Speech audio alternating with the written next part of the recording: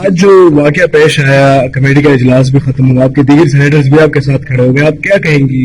وہ چیزیں تو ہم نے دیکھ لی، لیکن میرا سوال کرنا حق ہے اور میں کسی بھی کیبنٹ منسٹر پہ سوال کر سکتی ہوں، اور اگر کیبنٹ منسٹر بزنس کر رہا ہے اور ان کی کہیں مفادات کا ٹکراؤ ہو جائے تو سوال کرنا میرا حق ہے، جواب دینا ان کا حق ہے. لیکن آپ سب نے دیکھا کہ وہ سوال پہ کتنا بھڑکتے ہیں. میں نے اس بات پہ سوال نہیں کیا کہ ان کی سوسائٹی کیسے ڈوبی، ان کی سوسائٹی میں کس طریقے سے جو ہے لوگوں کے اربوں روپے جو ہیں وہ گئے، کس طریقے سے انہوں نے لوگوں کو وہاں بے یار و مددگار چھوڑا.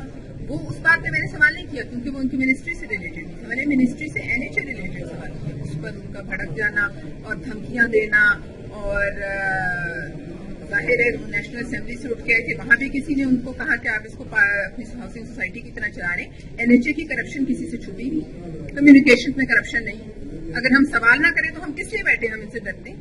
ہمارا سوال کرنا حق ہے، جواب دینا ان کا حق ہے، لیکن اس سے بھڑک جانا جو ہے وہ گلٹی کانشیس کو شو کرتا ہے.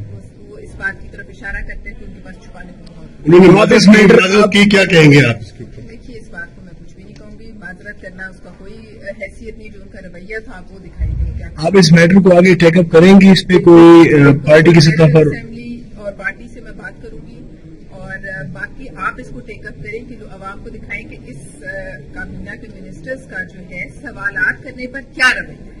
اور یہ میں پرائم منسٹر سے بھی کہوں گی کہ اس قسم کے منسٹرز کو فی الفور چھانٹی کی جائے، کیونکہ یہ منسٹرز جو ہیں یہ ان کی بدنامی کا باعث ہے. ویسے ہی اقتداروں میں کرپشن اس حد تک ہے کہ وہ کنٹرول نہیں ہو رہی.